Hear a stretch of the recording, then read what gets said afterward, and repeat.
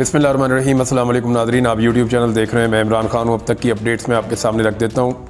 और जो सबसे बड़ी खबर है, जिस वक्त मैं ये वीडियो रिकॉर्ड कर रहा हूँ और अभी रिकॉर्डिंग के वक्त रात के लगभग 1:45 बज रहे हैं, और इस वक्त तक की जो इतला है वो ये है कि अली अमीन गंडापुर वज़ीर आला खैबर पख्तूनख्वा एक मरतबा फिर लापता हैं।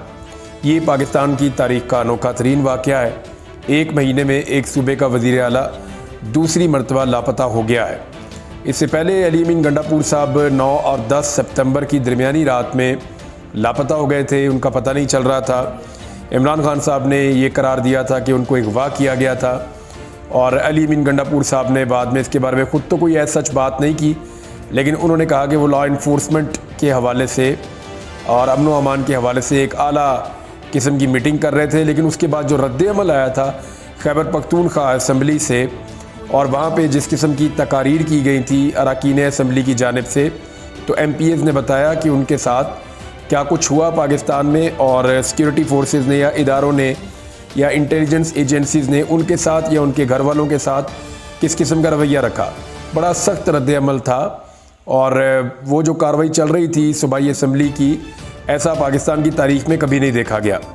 अब हुआ ये कि अली अमीन गंडापुर साहब को पहुँचना था इस्लामाबाद D चौक में, और पूरे निज़ाम ने ये ज़िद लगाई हुई थी कि अली अमीन गंडापुर को नहीं आने दिया जाएगा। देखें, जब आवाम निकलती है ना, और बग़ैर बिरयानी के और बग़ैर कीमे वाले नान के निकलती है, तो फिर वो पहुंच जाती है। मैं सीरियसली आपको बता रहा हूँ कि ये कीमे वाला नान नहीं पहुंचने देता लोगों को। मुझे अच्छी तरह याद है कि शहबाज शरीफ अपने भाई के लिए एयरपोर्ट तक नहीं गए थे, हालांकि शहबाज शरीफ की अपनी हुकूमत थी, जा ही नहीं पाए थे, माल रोड पर ही फंस गए थे। तो इसी तरह जब कीमे वाला नान और बिरयानी हो तो लोग नहीं पहुंचते। हाँ, जब कारकुन नज़रिए पर निकले तो फिर उसको रोका नहीं जा सकता।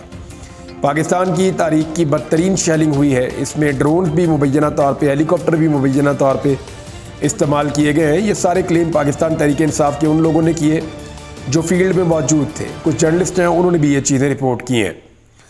तो बदतरीन शेलिंग हुई है, ज़बरदस्त किस्म का टॉर्चर हुआ है, बड़ा खौफनाक लाठी चार्ज हुआ है, बहुत तोड़ फोड़ हुई है। इसके बावजूद कारकुन पहुंच गए। कारकुनों ने बहुत मार खाई, बड़ा सब्र किया, लेकिन दोपहर को अली अमीन गंडापुर के साथ हफ्ते की दोपहर को, जो जुमे को इन्होंने पहुंचना था, तो हफ्ते की दोपहर तक जाके ये फिर पहुंचे। इस्लामाबाद को टच किया, फिर इस्लामाबाद में दाखिल हुए और फिर D चौक तक पहुंच गए। अली अमीन गंडापुर ने D चौक तक कामयाबी से पहुंचने के बाद वहाँ पे कारकुनों को बैठा दिया। कारकुन वहाँ पे बैठ गए, और फिर अली अमीन गंडापुर साहब चले गए फ्रेश होने के लिए। और कुछ पार्टी के दीगर लोग भी हैं, क्योंकि करीबी है खैबर पख्तूनख्वा हाउस, तो इन्होंने मीटिंग भी करनी थी, तो ये लोग चले गए खैबर पख्तूनख्वा हाउस। अब इससे पहले क्या हुआ, थोड़ा वहाँ पे आ जाए। खैबर पख्तूनख्वा हाउस में क्या हुआ वो मैं आपको बाद में बताता हूँ।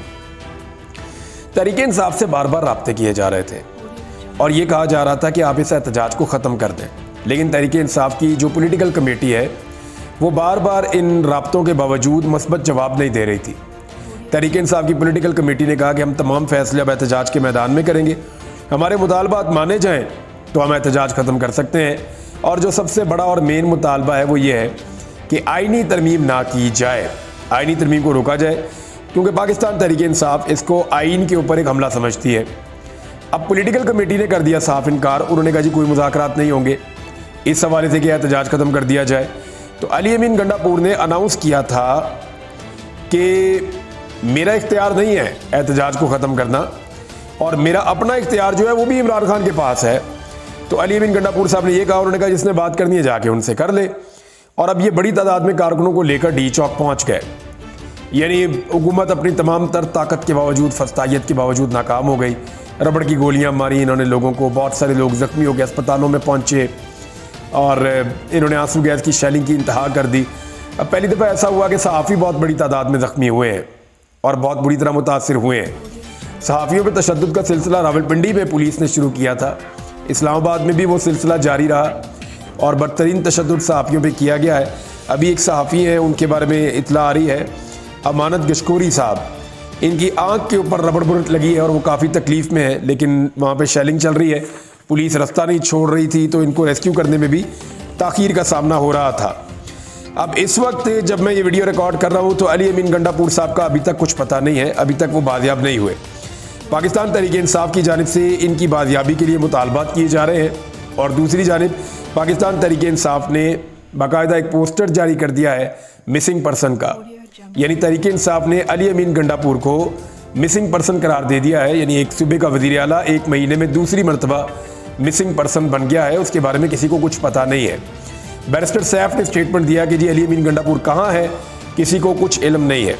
कुछ जो टाउट किस्म के लोग हैं या सहाफ़ी हैं वो ये बात बड़ा खुलकर कह रहे हैं कि जी अब अली अमीन गंडापुर को पता चलेगा, उनको ज़रा पहुंचा दिया गया है, वो खासी मुश्किल के अंदर हैं। तो इस किस्म के वो चस्केदार किस्म के ट्वीट्स कर रहे हैं और स्टेटमेंट्स दे रहे हैं। हालांकि इस वक्त उन्हें ये कहना चाहिए कि ये आज़ादी जमहूरियत नहीं है, आज़ादी इज़हार राय नहीं है। एक सूबे के वज़ीर आला को ताकत के बलबूते पे उठा लिया जाना और उस सूबे का जो हाउस है उसके अंदर से उठा लिया जाना, ये इंतहाई अफसोसनाक है। 1 महीने के अंदर पाकिस्तान में जो कुछ हुआ उसकी मिसाल माजी में नहीं मिलती। नंबर 1, इस 1 महीने में पार्लियामेंट के ऊपर अटैक हुआ, हमला हुआ, नकाब पोशों ने अंदर घुस के पार्लियामेंट हाउस के अंदर से MNAs को अगवा कर लिया, गिरफ्तार कर लिया।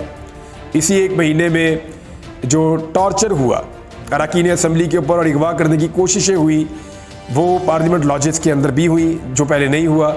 और अब KP हाउस के अंदर जो है वो अटैक कर दिया है।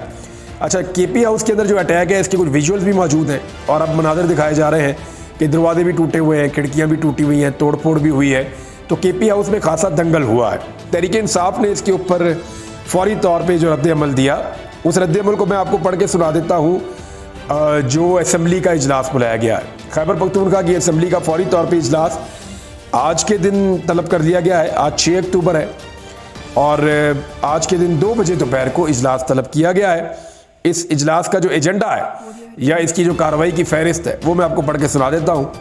खैबर पख्तूनख्वा हाउस इस्लामाबाद पर वफाकी हुकूमत के एहलकारों, इस्लामाबाद पुलिस और रेंजर्स की वहशियाना यलगार और वज़ीर आला खैबर पख्तूनख्वा और स्पीकर सूबाई असम्बली खैबर पख्तूनख्वा और मेंबर सूबाई असम्बली खैबर पख्तूनख्वा और सूबाई मुलाजमीन के कमरों के दरवाजे तोड़ने, रबर बुलेट्स और शेल्स का बेदरेग इस्तेमाल करने, ख़वातीन और फैमिलीज़ के साथ बदतमीज़ी और मारपीट करने समेत जो कुछ भी खैबर पख्तूनख्वा हाउस के अंदर किया गया और इमलाक को नुकसान पहुंचाया गया और इनके ऊपर जो कब्ज़ा किया गया खैबर पख्तूनख्वा हाउस के ऊपर, इसके ऊपर हम यहाँ पे बहस करवाएंगे और वज़ीर आला खैबर पख्तूनख्वा को लापता करने पर भी बहस होगी और गुज़िश्ता इजलास की बाकी मानदा कार्रवाई पर भी बहस होगी।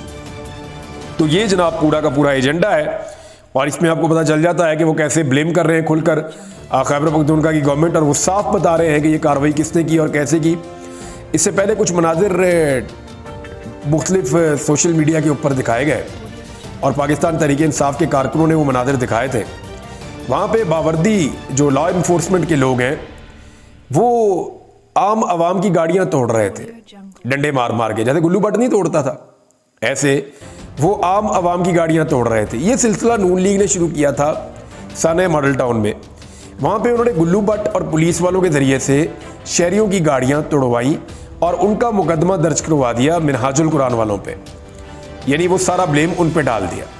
ये सिलसिला तब शुरू हुआ था, ये फॉल्स फ्लैग ऑपरेशन PMLN का हमने जब पहली दफ़ा देखा तो ये गुल्लू भट्ट वाला माहौल हमने देखा वहाँ पे साने मॉडल टाउन में। उसके बाद हम ये बार बार देखते हैं, अभी आज भी, यानी पहले कंटेनर लगाते हैं, फिर आंसू गैस फेंकते हैं, फस्तायत की इंतहा करते हैं, टॉर्चर करते हैं, लोगों को गिरफ्तार करते हैं, लोगों को दीवार के साथ लगा देते हैं, फिर लोग आगे से जब रद्द-ए-अमल देते हैं तो कहते हैं जी देखो दहशतगर्द है।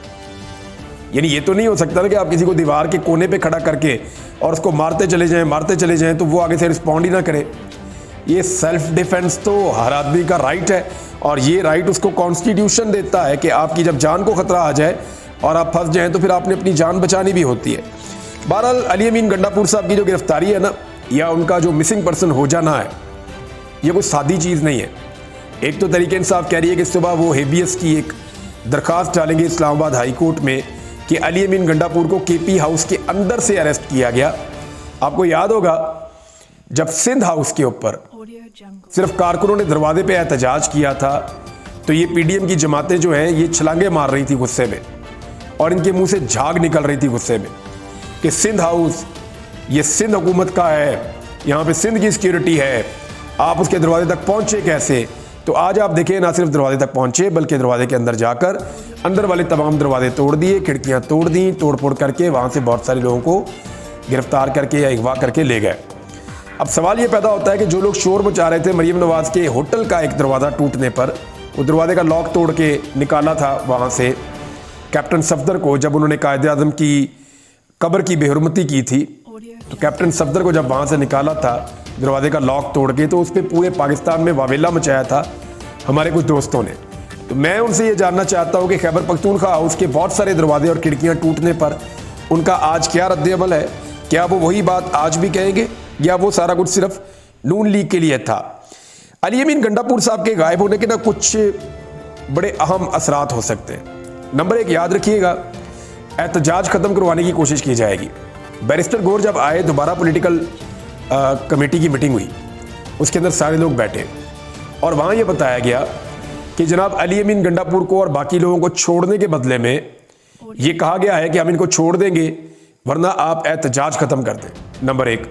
दूसरा, ये कहा भी गया कि 149 के तहत हम सूबाई हुकूमत के इख्तियारात अपने पास रख लेंगे और हमारे पास जब सूबाई हुकूमत के इख्तियारात आ जाएंगे, उनको छीन लिया जाएगा, तो फिर सूबाई हुकूमत अमली तौर पे फ़ारग हो जाएगी।